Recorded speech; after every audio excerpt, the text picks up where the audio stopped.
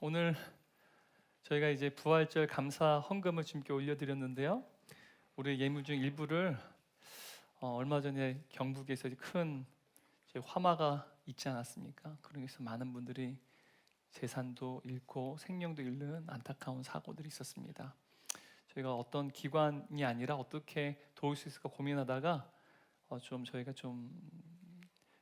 도움이 필요한 두 교회를 찾았습니다. 그래서 그 교회에 저희가 귀한 부활절 감사 헌금을 일부를 나누도록 하겠습니다. 그리고 또한 우리 귀한 청년들이 또 그곳에 가서 또한 함께 자원봉사하는 기회도 마련하려고 합니다. 그래서 많은 우리 동역자분들, 주님이 또 우리를 위하여서 십자가에 죽으시 부활하셨던 그 감사와 감격을 또 우리 한국교회 가운데서도 우리 형제 교회들에게도 함께 나눌 수 있는 그 은혜를 또 우리가 풍성히 누리시다는 사실 얼마나 감사한지 모릅니다. 함께 기도로 동참해 주시기 바랍니다.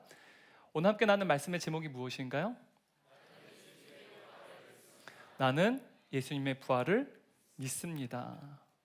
오늘 이 말씀 들을 때 예수님의 부활에 대해서는 믿지 못하는 또한 성도님들이 계실지도 모르겠어요. 교회도 좋고 또 하나님의 말씀 듣는 것도 너무 좋은데 과연 죽은 사람이 어떻게 다시 살 수 있는지에 대해서 분명히 아직은 확신하지 못하고 믿지 못하는 분들이 있을지도 모르겠습니다. 하지만 오늘 말씀을 들을 때 우리 안에 계신 성령께서 오늘 이 말씀을 통하여 우리 가운데 예수님의 부활이 실제 나를 위하여 이루신 진리라는 사실을 믿게 되는 놀라운 은혜가 있기를 주님의 이름을 축원합니다. 우리 서로 다시 한번 오늘 이 제목을 읽으면서 서로 고백했으면 좋겠습니다. 나는 예수님의 부활을 믿습니다. 나는 예수님의 부활을 믿습니다. 네, 감사합니다. 여러분, 사실 예수님의 부활을 믿는다는 거 참으로 어려운 도전입니다. 19세기 초 독일에서 과학적 사고로와 또한 이성적 사고를 통해서 성경을 재해석하는 신학 운동이 펼쳐졌습니다. 그것을 소위 자유주의 신학 운동이라고 말합니다. 성경을 볼 때 믿음이 아니라 오로지 이성적 사고와 과학적 사고를 통해서 성경을 해석하는 것이죠. 그리고 과학적 사고와 이성적 사고를 통해 성경을 재해석하는 이 일을 비신화화 작업이라고 말합니다.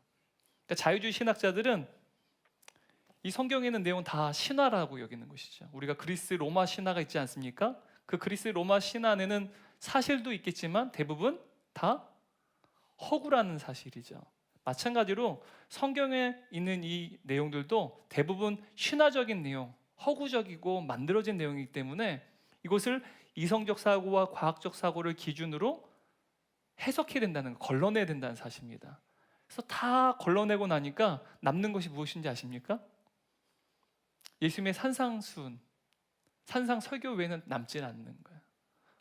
기적이란 기적, 이것은 일어날 수 있는 일입니까? 없습니까? 초자연적인 사건, 이런 사건들은 사실 우리 이성과 과학적 사고로 고려해 볼 때 일어날 수 없는 일이라는 것입니다. 다 남도질을 합니다. 그랬더니 결국은 예수님의 산상설교 외에는 남지가 않는 거예요. 이처럼 이 자유주의 신학자들은 예수님께서 죽은 자 가운데 살아나셨다, 3일 만에 다시 부활하셨다라는 이 사실을 절대로 믿지 않습니다. 역사적 허구라고 생각하는 것이죠. 심지어 오늘 우리가 함께 살펴볼 이 부활 사건에 대해서도 자유주의 신학자들은 단순히 실제로 이제 예수께서 부활하신 역사적 사건을 부활이라고 얘기하는 게 아니라 예수님의 제자들이 예수님을 너무 구리한 나머지 애타게 주님을 찾다가 어느 순간에 예수님의 가르침이 그들의 머릿속에 떠오르게 된 것이 바로 부활 사건이다라고 말합니다. 그러니까 예수님의 역사적인 부활 사건을 절대로 인정하지 않는다는 것이죠. 마찬가지로 오늘날 수많은 지성인들, 수많은 사람들은요, 죽은 자 가운데 다시 사신 예수님, 그 부활의 예수님을 절대로 믿지 않습니다. 모두 역사적 허구, 초대교회가 만들어낸 허구다, 거짓말이다 라고 여긴다는 것이죠. 대부분 많은 사람들은 그리스도인들이 굉장히 어떤 광신적인 부분들이 있기 때문에 전혀 이성적이고 또한 과학적인 고려 없이 그냥 무조건 믿는 그러한 신앙으로 이제 예수님 부활을 믿는다라고 얘기해요. 또 고대 시대에도 많은 사람들은 그냥 예수님의 부활을 믿는 것이 훨씬 더 지금보다는 수월했을 것이라 여깁니다. 그런데 예수님 시대 당시에도, 바울이 사역했던 그 당시에도 많은 사람들은 예수님의 부활을 믿지 않았고 믿을 수도 없었다는 사실입니다. 오늘 성경을 보게 되면 사도 바울이 고린도 교회 성도들에게 편지를 씁니다. 왜냐하면 고린도 교회 성도들이 예수님의 부활을 믿지 않는 사람들이 있었기 때문입니다. 우리가 읽었듯이 예수님의 부활을 믿지 않는 자들이 이 고린도 교회 안에 있었다는 사실이죠. 그들이 생각해 볼 때 죽은 자가 다시 살아난다는 것은요, 일어날 수 없는 일이라는 거예요. 그래서 그 소식을 들은 사도 바울이 바로 이 고린도 교회에 보내는 편지를 작성하게 됐습니다. 그래서 사도 바울 오늘 본문을 통해서 우리에게 이야기하는 것이 무엇이냐면, 만일 예수님의 그 부활이 거짓이라면 예수의 복음도 헛된 것이고 심지어 우리의 믿음도 헛된 것이다. 만약 예수님의 부활이 없다면 여러분, 우리의 육신의 부활이 있습니까 없습니까? 우리의 영생이 있습니까 없습니까? 예수님 부활이 없으면 우리의 영생도 없고 또한 마지막 때 우리의 몸의 부활도 없는 거예요. 그렇다면 이 땅에서 죽으면 끝인데 그 예수님의 부활을, 거짓인 부활을 믿는 자야말로 가장 불쌍한 인생이다라고 사도 바울은 고백해요. 근데 이 말은요, 예수님의 부활은 역사적 사실이라는 사실을 더 강하게 증거하기 위한 역설입니다. 그것을 오늘 본문에서 우리에게 이야기하고 있습니다. 14절 말씀 함께 읽도록 하겠습니다. 그리스도께서 만일 다시 살아나지 못하셨으면 우리가 전파하는 것도 헛것이요 또 너희 믿음도 헛것이다. 여러분, 만일 예수님의 부활이 만일 거짓이면 어떻게 될까요? 우리가 지금 주님께 예배드리는 이 부활절 감사 예배도요, 헛것이에요. 우리의 헌신도 헛것이에요. 우리의 찬양도 헛것이에요. 우리의 헌신뿐만 아니라 우리의 전도도 헛것이에요. 심지어 천국에 대한 소망도 다 헛것이 되고 만다는 사실이죠. 여러분, 이러한 인생이 얼마나 불쌍한 인생입니까? 이 헛것이라는 이 단어는요, 능력 없다는 뜻이에요.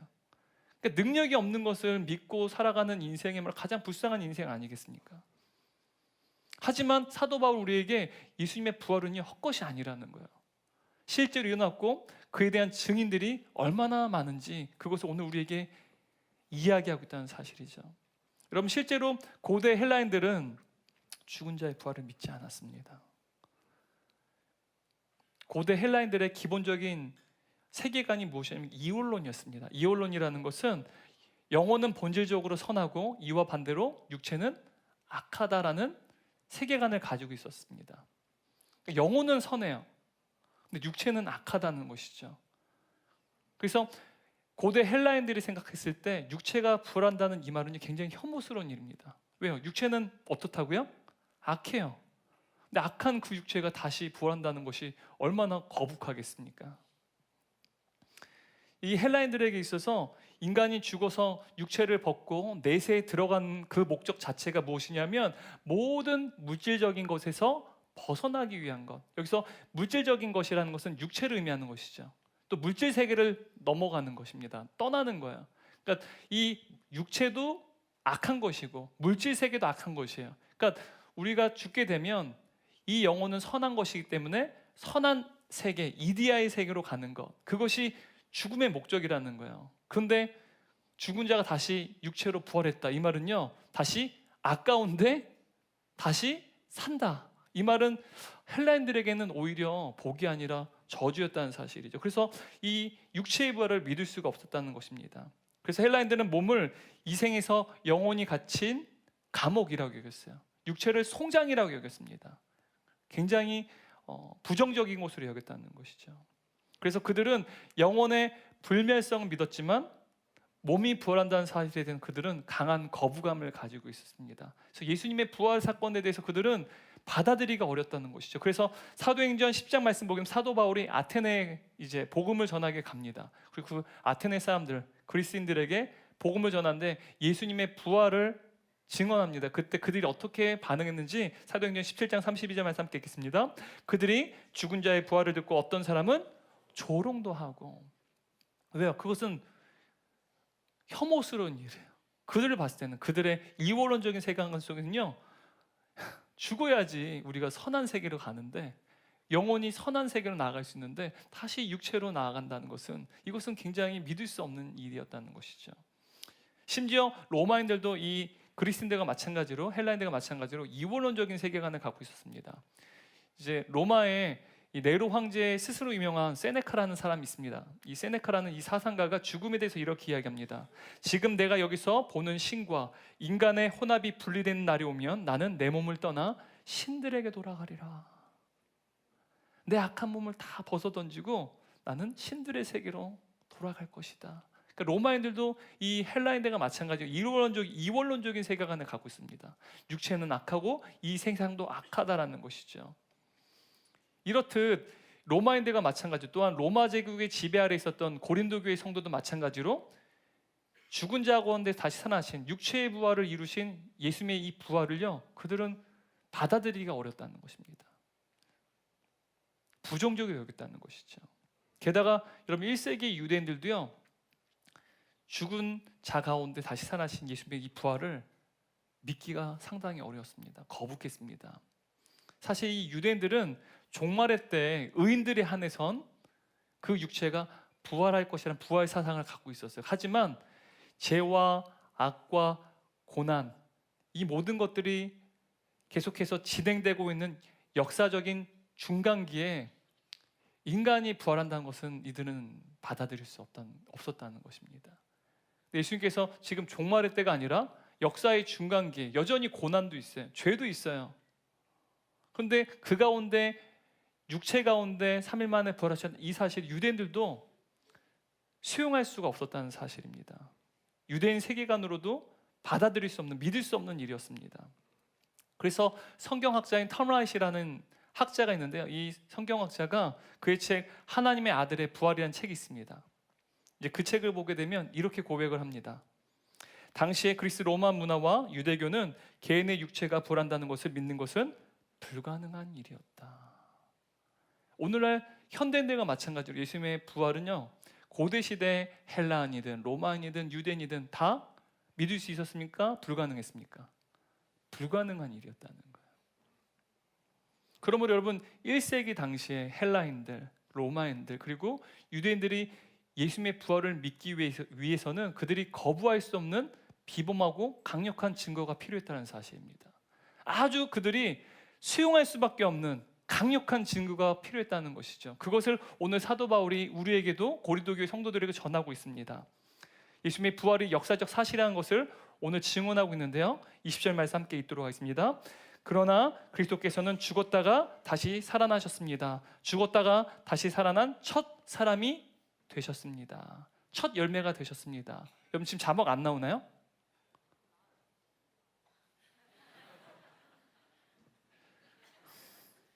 네. 자막이 종종 이제 잘 나올 때가 있고 안 나올 때가 있다고 하더라고요. 네. 그래서 제가 이제 그 방송실에 가서 물어보니까 그럴 때가 있답니다. 네. 그래서 이제 방송실에 있는 우리 동역자분들이 게으르거나 졸거나 불성실해서 그런 게 아니라, 뭐 실수로 그런 게 아니라 기계적으로 좀 바로바로 나오지 않을 때가 있는 것 같아요. 그래서 여러분 좀 양해해 주시기 바랍니다. 저도 양해하겠습니다.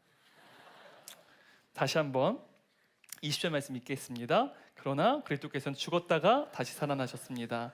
죽었다가 다시 살아난 첫사람이 되셨습니다. 여러분 예수님께서 부활하셨어요. 예수님께서 다시 사셨습니다. 이것을 지금 사도 바울이 증언하고 있어요. 그리고 사도 바울은 예수님의 부활이 역사적 사실이라는 것을 고린도 성도들이 이렇게 증거하고 있습니다. 3절 7절 말씀 읽겠습니다.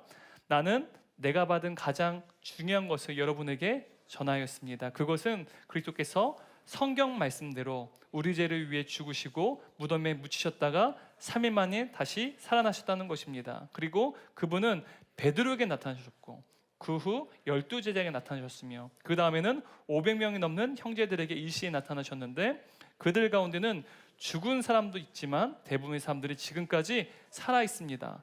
그 후에는 야고보에게 나타나셨고 그 다음에는 모든 사도들에게 나타나셨습니다. 여러분 3절 말씀 다시 한번 볼까요? 3절 말씀만.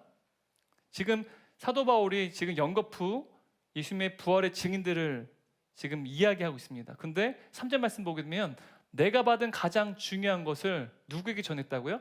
고린도 교회 성도들에게 전했다라고 말합니다. 내가 받은 가장 중요한 것이 무엇이냐? 이것은 사도 바울이 만든 게 아니에요. 본인의 신앙 고백이 아닙니다. 초대교회로부터 받은 거예요. 그것이 무엇이냐면 예수께서 십자가에 죽으시고 3일 만에 부활하셨다는 사실이에요. 이것을 사도들이 목격했어요.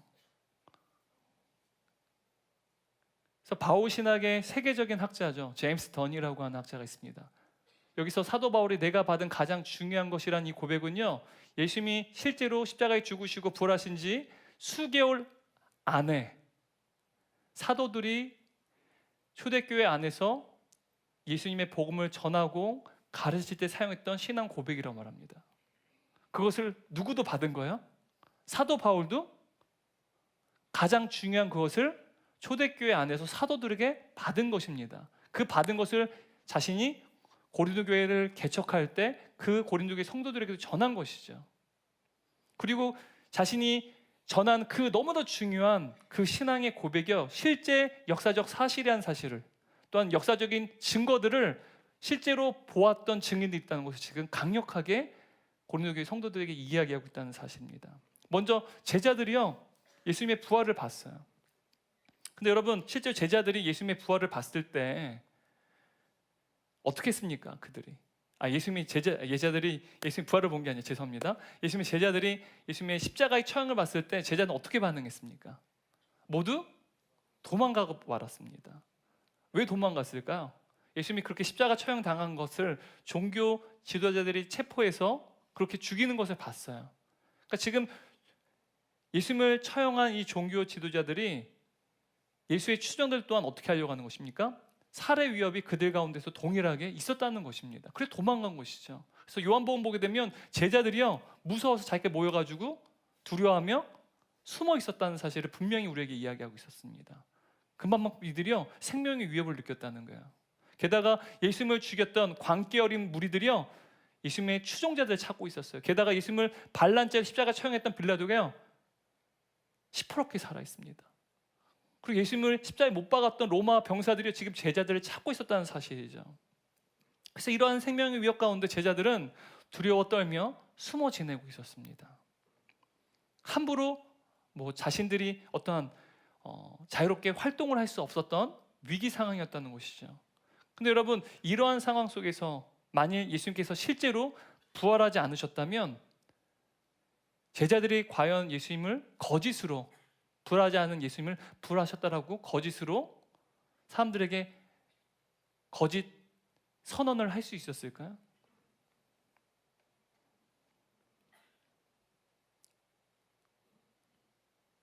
여러분, 다시 말하면 예수님의 부활이 실제적 역사적 사실이 아니라고 한다면 제자들은 예수님이 죽은 지 겨우 3일밖에 되지 않았어요. 그 3일 만에, 그것도 예수님께 처형당하신 그 예루살렘에서, 또 예수님이 십자가에 죽으신 3일밖에 되지 않았다는 말은요, 예수님이 언제 돌아가셨어요? 무슨 요일날 돌아가셨어요? 근데 금요일 오후 3시에 돌아가셨어요. 그리고 금요일 저녁부터 토요일까지 안식일이 진행됩니다. 그러니까 토요일이 안식일이에요. 근데 예수님이 언제 부활하셨어요? 안식 후 첫날이요. 그럼 안식이 무슨 요일이에요? 토요일이에요. 그럼 안식 후 첫날이 지금 우리가 예배드리는 주일입니다. 근데 여러분, 금요일 오후 3시에 돌아가셨다면 여러분 시간적으로 한번 계산해 보시면 예수님은요, 죽으신 지 48시간도 채 되지 않으셔서 부활하신 거예요. 여러분, 48시간도 되지 않았으면요, 지금 예수님이 죽으신 그 골고다 언덕은요, 예수님의 핏자국이 아직도 선명하게 남아있어요. 여전히 예수님의 피가 아직 사라지지 않았어요. 예수님이 처형당하신 그 예루살렘 아직 3일도 되지 않았습니다. 48시간도 되지 않았어요. 근데 그 생명의 위협이 있는 가운데 제자들이요, 예수님이 다시 사셨습니다, 부활하십니다 말한다는 것이 가능할까요? 불가능할까요? 불가능하다는 것입니다. 지금 제자들의 지금 상황은요, 생명의 위협 가운데 두려워 떨고 있어요. 근데 예수님이 부활하지 않으셨다면 안 그래도 지금 자신들을 예수의 추종자 찾고 있는 상황인데 감히 어떻게 예수님 부활하셨던 거짓 선언을 할 수 있냐는 거예요. 그 결과 여러분, 교회도 태동할 수 없는 것입니다. 예루살렘 교회가 최초의 교회 아닙니까? 그 교회가 만들어질 수 있을까요? 세워질 수 있었을까요? 없었을까요? 예수님 부활의 역사적 사실이 아니라면 절대로 교회는요 세워질 수 없었다는 사실입니다. 이에 대해서 옥스퍼드 대학교의 학장으로 섬겼던 헨리 메이저라고 하는 교수님이 이렇게 고백합니다. 제가 읽어드리겠습니다. 제자들의 예수님의 경험이 그분의 십자가 죽음에서 끝났다면 어떻게 교회가 생겨날 수 있는지 설명하기 어렵다. 교회는 예수님이 메시아라는 믿음에 기초했다. 십자가에 못 박혀 죽은 메시아는 결코 메시아가 아니었다. 예수님이 능력 있는 하나님의 아들이라 선포한 것은 다름 아닌 그분의 부활이었다. 모든 역사학적 예수님이 십자가에 죽으신 걸 다 인정합니다. 오히려 부정하는 사람들이 어리석은 사로 낙인 찍혀요. 모든 역사책, 많은 역사책에 예수님에 대해서 이야기하고 있습니다. 그분의 죽으심에서 부정한 사람 아무도 없어요. 근데 여러분, 예수님의 부활이 없으면요 교회는 생겨날 수 없습니다. 부활이 없다면 예수님은 절대로 하나님의 아들도 될 수 없다는 사실입니다. 그러면 우리의 고백은요 아무런 의미가 없는 것이 된다는 거예요. 이렇듯 사도 바울은요 고린도 교회 성도들에게 예수님의 부활을 목격한 증인들이 바로 사도들이었음을, 제자들이었음을 분명히 이야기하고 있어요. 그리고 그 사도들의 터 위에 세워진 것이 바로 교회라는 것. 부활의 증인인 사도들의 터 위에 교회가 세워졌다면 무엇이 진짜 사실이라는 거야? 예수님의 부활이 역사적 사실인 것을 증명한다는 거예요. 그리고 그 주님의 부활에 대해서 실제로 목격한 증인들이 있음을 이어서 사도 바울은 고린도 교회 성도들에게 또한 저와 여러분에게 이야기하고 있습니다. 5절 7절만 함께 읽겠습니다. 그리고서 그분은 베드로에게 나타나셨고 그 12제자에게 나타나셨으며 그 다음에는 500명이 넘는 형제들에게 일시에 나타나셨는데 그들 가운데는 죽은 사람도 있지만 대부분의 사람들이 지금까지 살아 있습니다. 그 후에는 야고보에 나타나셨고 그 다음에는 모든 사도들에게 나타나셨습니다. 지금 사도 바울은요 부활하신 예수님을 목격한 증인들만 해서 500명이 넘습니다. 지금 우리가 지금 이 본당 지하 1층에서 예배드린 인원이 한 600명, 660명 정도 됩니다. 여러분 이 가운데 한 5분의 4가 혹은 여기 전체 인원이 거의 예수님의 증인이라는 거야. 지금 옆에 한번 보세요. 뒤에 이 정도 규모가 지금 예수님의 증인인 거야. 죽은 자도 있지만 대다수는 어떻다는 거야? 살아있다는 거야. 니들 한번 진짜 궁금하면 예루살렘에 가서 그 증인들을 한번 찾아가서 물어봐. 지금 그것을 지금 사도 바울이 이야기하는 것입니다. 오늘 우리가 본문을 보게 되면 우리가 잘 알듯이 부활하신 예수님을 처음으로 목격한 증인이 누구입니까? 누구라고 지금 기록하고 있습니까? 베드로다라고 말하고 있습니다. 여러분 우리가 이 베드로에 대해서 너무너무 잘 알아요. 또 앞에서도 우리가 베드로를 계속 살펴봤습니다.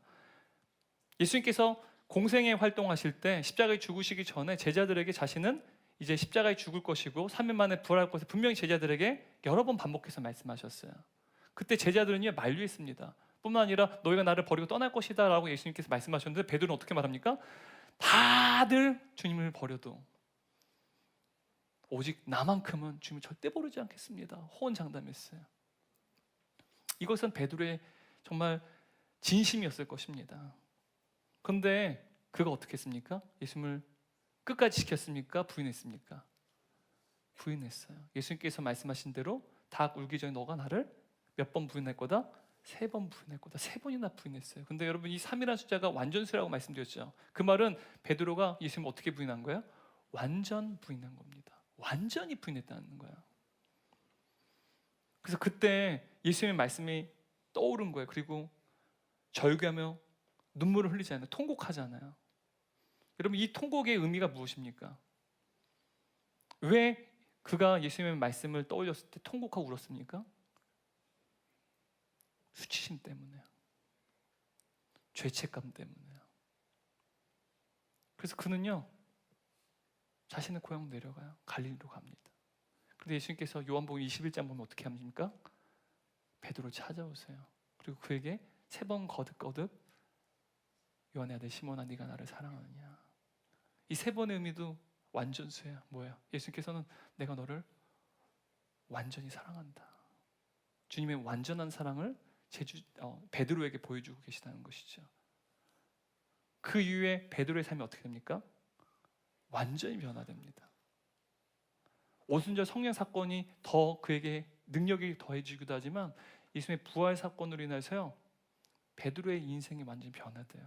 만약 예수님의 부활하신 그 예수님을 베드로 만나지 못했다면 베드로는요, 일평생 죽을 때까지 죄책감과 수치심 가운데 살았을 거예요. 그리고 그냥 본인의 본래 직업인 그냥 어부로 평생 물고기나 잡다가 인생을 마쳤을 거예요. 아니면 날마다 진탕 술을 마시면서 자신의 그 수치심과 죄책감을 누르기 위해서 술을 마시다가 일찍 죽임을 당할 수도 있었을 거예요. 그게 아마 베드로의 인생이었을 텐데 그가 그러지 아니하고 이제는 복음을 전하는 사도요, 끝까지 복음을 전하는 주님의 제자로 살아낼 수 있었던 이유가 무엇입니까? 바로 예수님의 부활 사건 때문이라는 사실이죠. 예수님께서 부활하셔서 베드로에게 나타나셔서 내 양을 치라라고 말씀하세요. 그리고 주님의 교회를 예수님께서 제자인 베드로에게 맡기십니다. 그리고 죽을 때까지 베드로는요, 주께서 맡기신 그 교회를 돌봤어요. 지켰어요. 주의 명령을 끝까지 순종했어요. 주님을 떠났던 완전히 부했던 그 자가 마침내 마지막 때 어떻게 합니까? 순교를 당해요. 전승에 따르면 베드로가요, 십자가형을 당했다고 합니다. 근데 그 십자가형을 당할 때 과거에 자신이 예수님 부인했던 그 수치심과 죄책감이 떠오르죠. 어떻게 합니까? 나는 주님같이 십자가에 매어 죽을 수 없습니다. 그래서 어떻게 합니까? 거꾸로 매달려 죽었다라고 말합니다. 여러분, 이러한 변화가 일어나려면요, 베드로의 인생에 부인할 수 없는 사건이 일어났어야 돼요. 비범하고 획기적인 사건이 일어날 수 있습니다. 그러면 무엇일까요, 여러분? 무엇일까요? 부활하신 예수님 만난 거예요. 여러분, 인생이 쉽습니까? 우리가 늘 입으로 하는 말이 무엇인지 아십니까? 사람 변하지 않는다는 거예요. 사람 변하지 않아. 그냥 생긴 대로 살다 죽는 게 인생이야, 그럽니다. 근데 베드로가 생긴 대로 살지 않고 변하지 않는 그 인생이 변할 수 있었던 획기적인 사건이 무엇입니까? 부활하신 예수님 만난 것밖에 없어요. 오늘 또 성경은요, 부활하신 예수님을 목격한 두 번째 증인을 누구에 대해서 이야기하고 있습니까? 야고보라는 이름을 또 드러내고 있어요. 여러분, 이 야고보는요, 우리가 잘 알듯이 예루살렘 교회의 지도자였습니다. 그리고 우리가 잘 아는 야고보서를 기록한 장본인입니다. 근데 여러분, 이 야고보는요, 세베대 아들, 그러니까 사도 요한의 형제가 아니에요. 여기서 말하는 야고보는 예수님의 혈육이자 동생입니다. 친동생이에요. 마리아가 낳은 아들 바로 야고보입니다. 또 야고보 이외에도 마리아가, 육신의 어머니 마리아가 낳은 아들이 또 유다입니다. 그 유다가 유다서를 작성했어요. 유다서 한 장짜리죠, 그죠? 그 유다서도 예수님의 친동생입니다.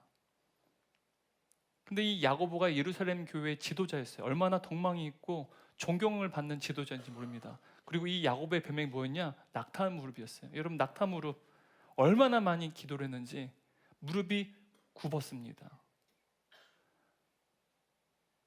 예루살렘 교회는요, 여러 사도들이 있었지만 가장 존경받는 리더가 누구였느냐? 바로 이 야고보였습니다. 유세비스의 교회사를 보게 되면 이 야고보가 얼마나 기도를 많이 했는지 날마다 성전에서 무릎을 꿇고 기도하며 모든 죄인이 하나님께로 회개하고 돌아오기를 그치지 않고 기도했다라고 말합니다. 그 결과 무릎이 낙타 무릎이 되고 말았다는 것입니다. 근데 여러분, 이 야고보가 놀랍게도 생전에는 예수님이 하나님의 아들이라는 사실을 끝까지 부정했던 회의적인 인물이었다는 것입니다. 여러분, 마가복음 3장 21절, 요한복음 7장 5절 말씀을 읽어보도록 하겠습니다. 예수의 가족들이 예수가 미쳤다는 소문을 듣고서 그를 붙잡으러 나섰다. 요한복음입니다. 예수의 형제들까지도 예수를 믿지 않았기 때문이다. 지금 예수의 가족들 그 안에는요, 이 야고보도 포함됐을 것입니다. 사람들이 미쳤다고 해요. 자신들도 자기 형 예수는 미쳤다고 생각하는 겁니다. 더 불명예스럽게 되기 전에 그 형을 붙잡으러 온 것이죠. 그리고 예수의 가족들, 야고보를 포함한 그 형제들도 예수 믿었다 안 믿었다? 믿지 않았다. 이것이 사실 야고보의 본래의 모습이었다는 것입니다. 여러분, 왜 야고보가 예수님께서 하나님의 아들이라는 사실을 믿지 않았을까요? 왜 믿지 않았을까요? 혈육이에요. 거기에 힌트가 있어요. 제가 어떤 한 책을 보다 보니까 되게 재미난 예화를 이야기하더라고요. 형제 자매는요, 형제 자매의 본색을 알아요, 그죠? 그래서 한 예화를 이야기하더라고요. 한 이제 자매가 자신이 결혼할 예비 신랑을 집으로 데리고 온 거예요. 그래서 이제 여동생이 자신의 언니의 이제 예비 신랑을 데리고 온 걸 보고, 그러니까 이제 예비 이제 형부죠. 근데 막 형부가 와가지고 자기 언니에 대해서 막 자랑하는 거예요. 얼마나 깔끔한지, 성격이 깔끔한지, 얼마나 깨끗한지 막 이야기를 합니다. 그러니까 여동생이 보니까 완전 콩깍지가 씌어가지고 본색을 모르는 거예요. 그래서 언니에 대해서 이제 형부에게 이 동생이 이야기하는 거죠. 처제가, 형부가 아직 언니를 몰라서 그래요. 저 인간이 얼마나 더러운 인간인지, 얼마나 더럽게 사는 인간인지 곧 알게 될 거야. 개방박두. 이게 바로 형제 관계라는 거야. 못 볼 걸, 안 볼 걸 다 본 관계. 그래서 형제 자매가요, 진짜 인정해주면 대단한 거죠, 그죠? 여러분, 육신의 혈육이었던 이 야고보는요, 예수님이 하나님의 아들이라는 사실을 믿지 않았어요. 절대로 믿을 수 없었던 인물이었습니다. 근데 여러분, 절대로 하나님의 아들이 아니다라고 여겼던 이 야고보가요, 어떻게 변했습니까? 야고보서 1장 1절 말씀 읽겠습니다.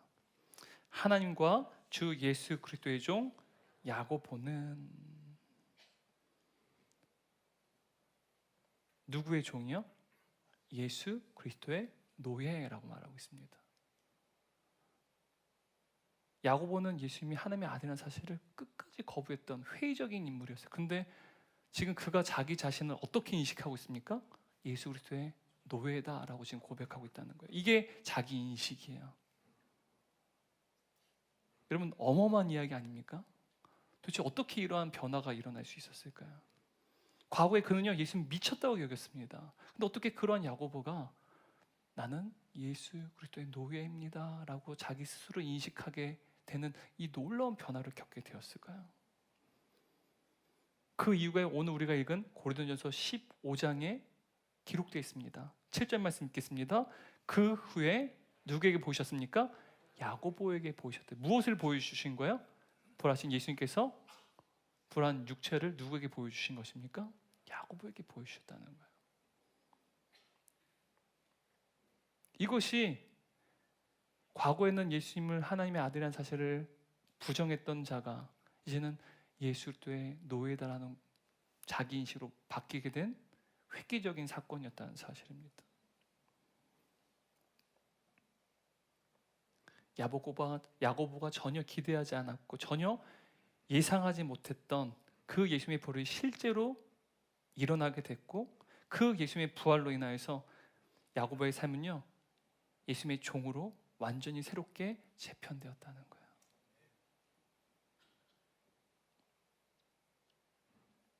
게다가 예수님의 부활의 증인은 야고보뿐만이 아니었습니다.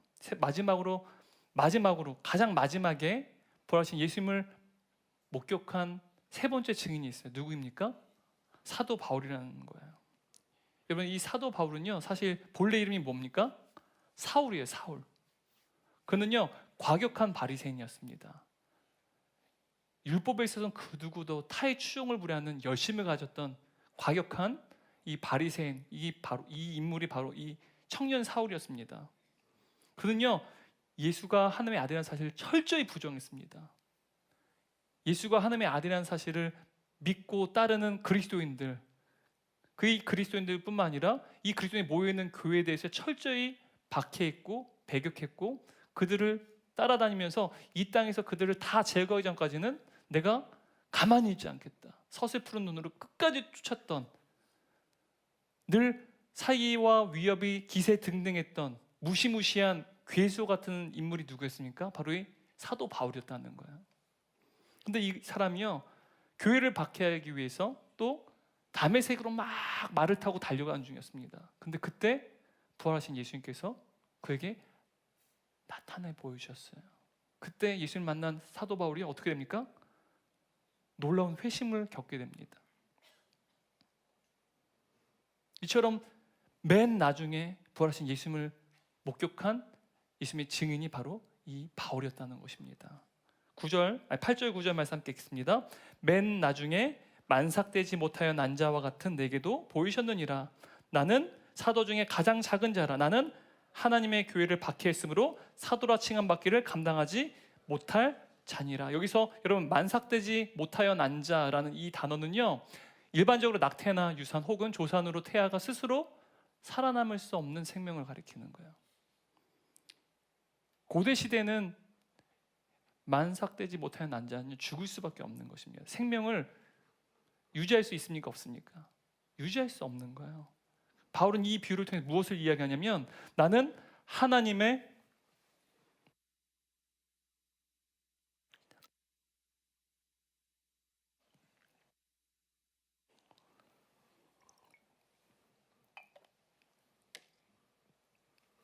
지금 바울은 이 비유를 통해서 나는 하나님의 개입 없이는 결코 생명을 얻을 수 없었던 인생이었습니다. 동시에 나는 그리스도를 만날 희망 없이 살아갈 존재였습니다 라고 지금 고백하는 거예요. 왜냐하면 지금 사도 바울이 예수님 만난 그때는요, 예수님께서 지금 이 땅에 계실 때 안 계실 때요, 이미 부활하시고 승천하신 다음이에요. 그러니까 사실 예수님께서 부활하신 그 몸을 실제로 보여주려면 예수님께서 공생의 활동을 하실 때, 혹은 부활한 이후에 40일 동안 제자와 함께 하실 때, 그때 봐야 되는 것이죠. 다시 말하면 그땐 이미 바울이 예수님의 종이 된다는 것은 불가능한 때였다는 거예요. 이미 때를 놓쳤습니다. 그런데 놀랍게도 하나님의 개입하심이 있었다는 것입니다. 만삭되지 못하여 난 자, 조산에서 죽을 수밖에 없고 생명을 얻을 수 없었던, 사도가 결코 될 수 없었던 그 일을 하나님의 특별한 개입을 통하여 자신이 생명을 얻게 되었고 사도가 되었다라고 고백합니다. 10절 말씀 함께 읽습니다. 그러나 내가 나된 것은 하나님의 은혜로 된 것이니 내게 주신 그의 은혜가 헛되지 아니하여 내가 모든 사도보다 더 많이 수고했으나 내가 한 것이 아니 오직 나와 함께 하신 하나님의 은혜로다. 이 10절 말씀의 이 짧은 구절에요, 은혜가 3번이나 거듭거듭 등장합니다. 3이라는 숫자는 완전수라고 말씀드리지 않습니까? 자기는요, 철저히 하나님의 완전한 은혜로 말미암아 태어난 자, 사도가 된 자라는 거예요. 하나님의 특별한 개입에 의해서, 특별한 은혜로 말미암아 벌하신 예수님께서 맨 마지막에 비로소 자신에게도 보여주셨다라고 지금 고백하는 것입니다. 얼마나 놀라운 일입니까? 그렇지 않았다면 그는요, 벌하신 예수님에 대한 목격자, 증인이 될 수 없었습니다. 근데 만약 여러분, 부활하신 예수님을 이 사도 바울이 만나지 않았더라면 괴수와 같은 자입니다. 예수를 원수로 여깁니다. 기독교를 유대교에서 제거해야 될 이단으로 여겼습니다.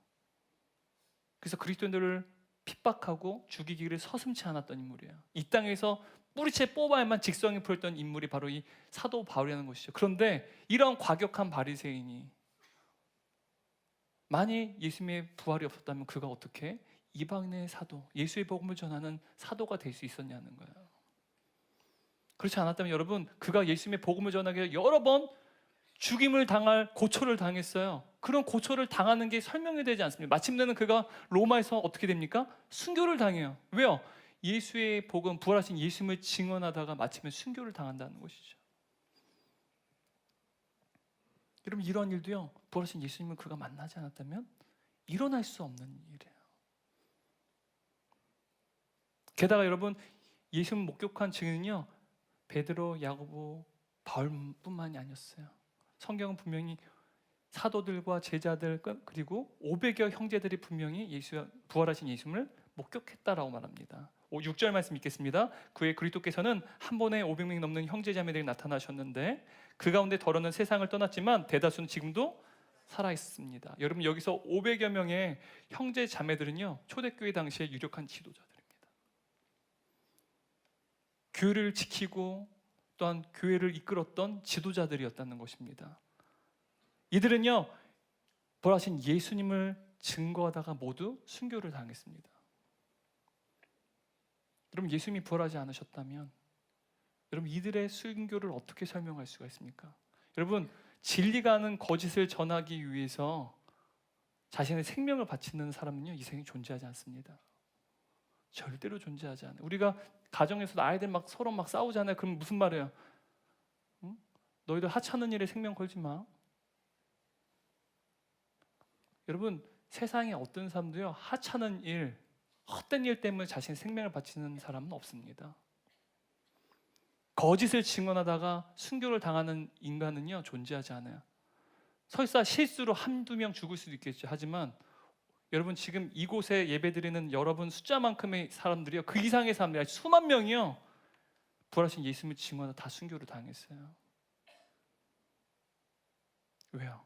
예수님 부활은 역사적 사실이기 때문입니다.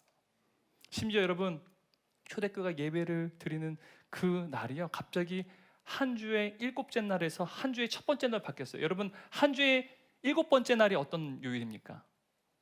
토요일이에요. 달력 보시면 한 주의 마지막 째 7번째가 토요일입니다. 한 주의 첫 번째가 언제예요? 주일이에요. 근데 여러분, 유대교는요, 한 주의 7번째 되는 날 토요일을 안식일로 거룩하게 지켰어요. 근데 초대교회가 왜 예배를 7번째 날이 아니라 첫 번째 날로 드리게 됐습니까? 예수님이 언제 부활하셨어요? 주일에 부활하셨습니다. 금요일 날 오후 3시에 돌아가셔서 주일 이른 새벽에 부활하셨어요. 48시간도 채 되지 않는. 그 결과요, 우리는 일요일이라고 부르지 않습니다.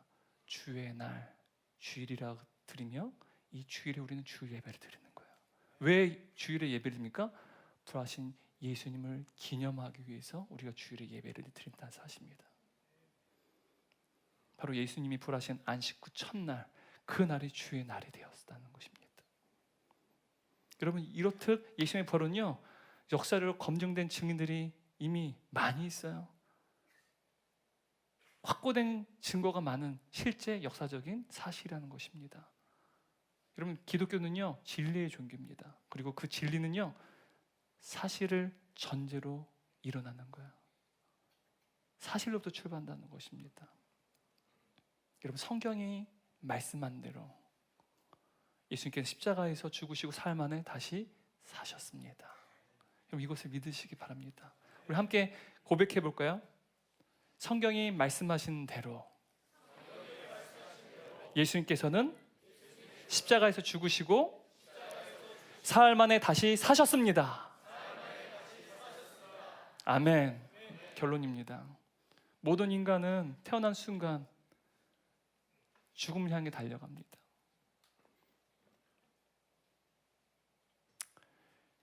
여러분, 죽음은 생명의 반대말이 아니라 죽음은 생명의 동요예요. 태어난 순간 누구도 죽음을 피할 수가 없습니다. 여러분, 우리가 이 죽음이라는 것, 아무리 현대과학이 발전해도요, 극복할 수 없는 난제입니다. 그래서 우리가 죽음을 맞이하게 될 때, 사랑하는 배우자를 잃을 때, 또한 사랑하는 자녀를 잃을 때 극한 슬픔 가운데 아파합니다. 절규합니다. 하지만 우리가 눈물을 흘리고 아파할 수 있어요. 슬퍼할 수 있습니다. 하지만 부활하신 예수님을 믿는 저와 여러분에게는 이 죽음이 더 이상 절망이 되지 않습니다. 여러분, 그 이유가 무엇입니까? 55절, 57절만 함께 읽겠습니다. 죽음아, 너의 승리가 어디 있느냐? 죽음아, 너의 찌르는 것이 어디 있느냐? 죽음이 찌르는 것은 죄이며 죄임은 율법입니다. 그러나 우리 주 예수 그리스도를 통해 우리에게 승리 주시는 하나님께 감사합니다. 이 죽음부터 승케 하신 이가 누구라는 거예요, 지금? 예수 그리스도. 그래서 하나님께 감사한다라고 사도 바울이 고백하는 것이죠. 여러분, 부활하신 예수 믿는 저와 여러분 더 이상 죽음은 절망이 아닙니다. 저와 여러분에게 죽음이 더 이상 절망이 아니게 된 이유는 그 이유가 무엇입니까? 예수님께서 죽음부터 승리하셨기 때문입니다. 주님께서 죽음의 권세를 이기시고 승리하셨기에 부활하신 예수님을 믿는 자들에게는요, 이 죽음은 절대로 절망이 될 수가 없습니다. 여러분, 예수님께서 이 땅에 재림하시는 그날에 하늘에서 우리는 듣게 될 것입니다. 모든 무덤을 향해서, 죽음을 향해서 예수님께서는요 책망하고 호통치실 것입니다. 죽음아, 너희의 승리가 어디 있느냐? 죽음아, 너희가 쏟는 것이 어디 있느냐? 죽음을 향해서 우리 예수님께서는 책망하실 거예요. 그리고 무덤이 열리고 죽은 자들이 다시 부활하게 될 것입니다. 왜입니까? 바로 예수님께서 죽음을 이기고 승리하셨기 때문입니다. 그럼 이것이 저와 여러분, 부활하신 예수 믿는 저와 여러분이 소유하게 된 놀라운 영광과 승리라는 사실입니다. 날마다 우리 안에 계신 성령님을 의지함으로 말미암아 우리를 위하여 부활하신 예수님을 묵상할 때 죄로부터 승리하신 그 부활하신 예수님을 말미암아 우리 인생에 수많은 문제와 어려움이 있을지라도 넉넉히 이겨내는 저와 여러분 되시기를 주님의 이름으로 축원합니다. 우리 다음